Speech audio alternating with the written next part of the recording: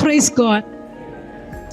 I don't know which to do, whether I do the questions I've received or to say what I was about to say. I'm Nancy Gachoka Kayori. My husband kept waiting for me because there was a wedding, there was another engagement and another engagement. But I thank God finally I came when he just sat down. And my teenage friend Josephine said, "No, I no kahau." This Josephine Wagio Maina Kamau. We met on the 26th of January 1971 when Idi Amin was overturning the government of Uganda. We met as Form 1 children. And since I was taller than her, when we sat in class and I was ahead of her, she said, when we were coming out for break, can we exchange seats? And from that time, we have been together. I thank God.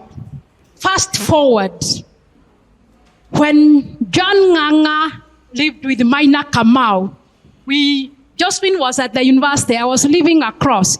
And we heard that there are brethren living here and they go to Valley Road. So we said, let us be visiting them. And the rest is history. And then another thing is that John Nganga was such a missioner.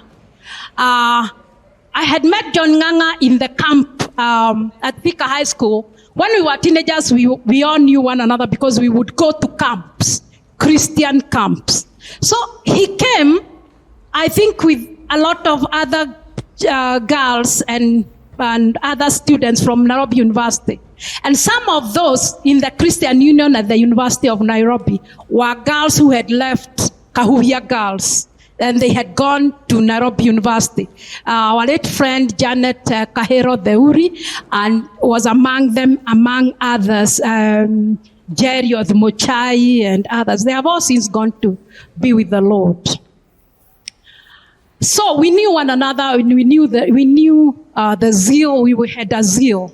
One of the driving songs in our minds and our psyche then was "Masoja in the arm, Masoja." So when I see Rebecca here, I see the soldier in her. When I see you're here, when I see Maina Kamau, when I see John Nganga, and you know, soldiers never retire. And being ambassadors of Christ in the camps that we were going, we were either guerrillas of Christ or ambassadors of Christ, but we were all soldiers. Many of those soldiers and generals have gone to be with the Lord, and we thank the Lord. So, John Nganga, in this house with Maina Kamau, where Wagio found Mchumba, then John Nganga started coming with a girl. And this girl was so smart. And this girl was from Makerere, because Makerere had closed Kenyan students out. And she was so smart. And she was a Mwembu girl. And for me, when I was growing up and got born again in 1966 as a Sunday school child, there were Waembus who had come to the Diocese of Mount Kenya Central, the Anglican. And they were speaking in this very nice language, Kiembu. So this Mwebu girl was also interesting. She had come from Makerere, the University of East Africa, and now was working with John Nganga. Soon enough, John Nganga lost a sister. And we were all engaged in the funeral arrangements. And Maina Kamau was organizing us how we will go, and we would go to Kenyatta Hospital here. That's where we held the Mashakaya. And we went to lay the body of that sister in Kinago. And in the vehicle we went in, the truck, Akirori, there was Duncan Gachoka Kayori, but quietly standing there. I didn't even notice him. He didn't notice me. But on the day of the wedding of John Nganga, 1st September 1979, Maina Kamau was on the queue. And our late generals, the parents of Jerry Okello and Ben there, they were the best couple of that wedding. And they were in the wedding and Maina Kamau was there. So Maina Kamau said, "Wapuyo kogaithie adwaya Maina Kamau said, come and greet these people. And so that is the first time I noticed Duncan Gachoka Kaihuri. And then, as they say, the rest is history. So when he started coming to look for me, cultural finance, he didn't say much because he was a friend of John Nganga and was a friend of Maina Kamau. What am I talking about? In our generation, you were the testimony of the other person. And that is how our friendships are this long. Because you became an episode to be read, and you became a testimony to authenticate your friend. And that is what we would like to pass on to you, because I know you don't keep friendships that long. You don't relate that long. And so when lately there has been accountability groups or marriage care groups and so on, what ours came naturally. It's like we have covenant friendships. We have covenant accountability. We share lives. And that is why our children, some of them who are here, they became almost automatic friendships. And so, I know if I'm not here today, I know my children will have somebody to call auntie. And rightly so. And no, those are not blood brothers or blood sisters. I know my children will be mentored, whether I'm there or not, from a distance or not, because of those relationships. So what am I saying? Can you strengthen your relationships in the Lord? Can you have that covenant relationships and learn from one another? Follow me as I follow Christ, so that your relationships are solid enough on the word that your children and your children's children can have somebody. Josephine has 9 grandchildren. I have 1.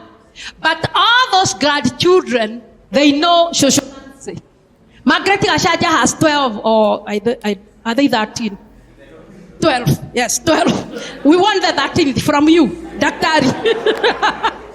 So they know Shoshonanse. And I am confident because they are also mine. You see what I'm talking about? We want to pass on this baton. Our relationships were solid because we couldn't bring the village here, like how our John Nganga is here. So this John Nganga and Rebecca. No, you don't have to answer. Okay, I'm not answering now. I'm saying things that will not be said about them. They have been a living episode in our generation. They have been peer, I'll move away from you. They have been peer mentors. If you want this generation to be solid enough, you present yourself as a peer mentor to others.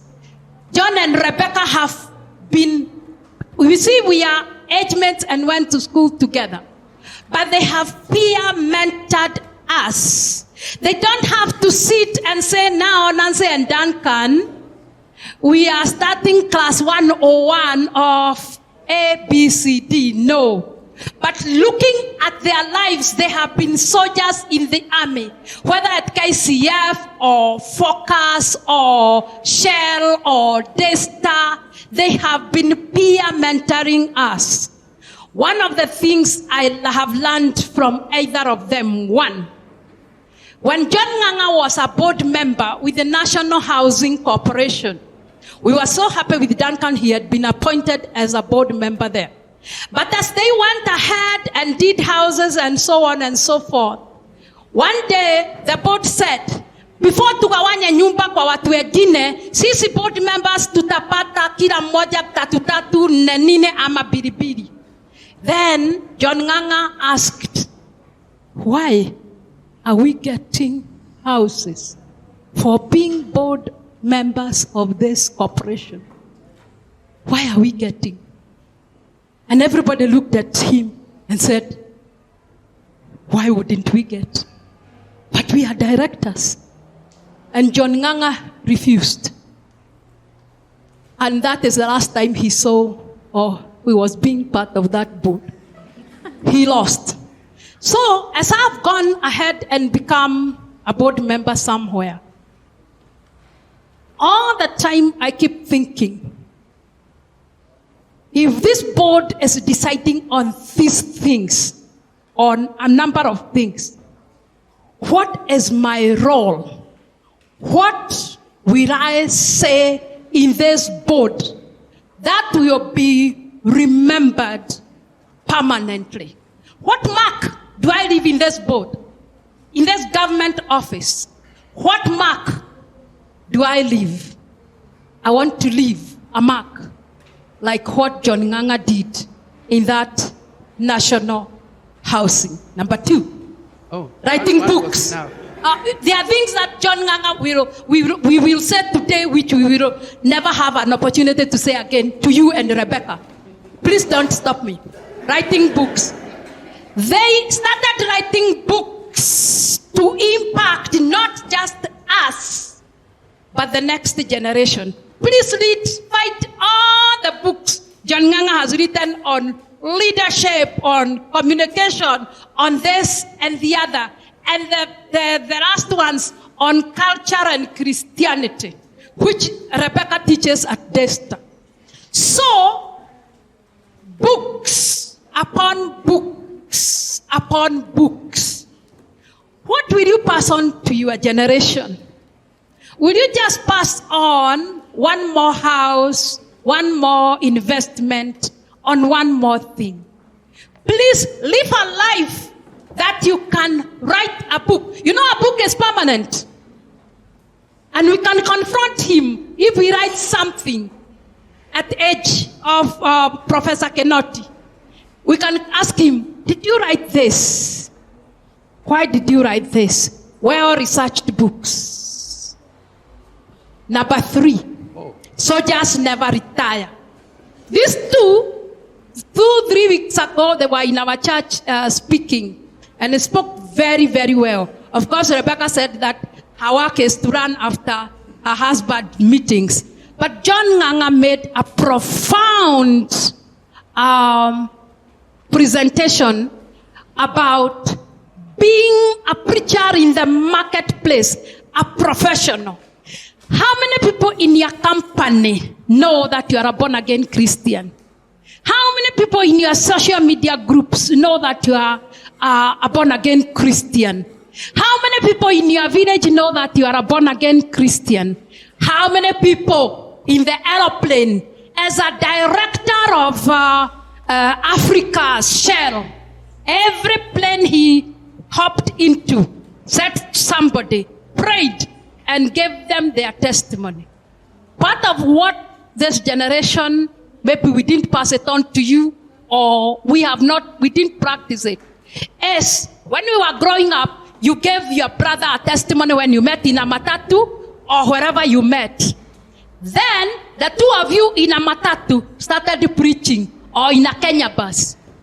I think we didn't pass that because for you people it is so embarrassing. In fact, I hear among you, you don't know whether so-and-so is a born-again Christian because you have not heard their testimony and you have never heard them say, I'm actually born again and I'm living it. So these 2 soldiers never retire.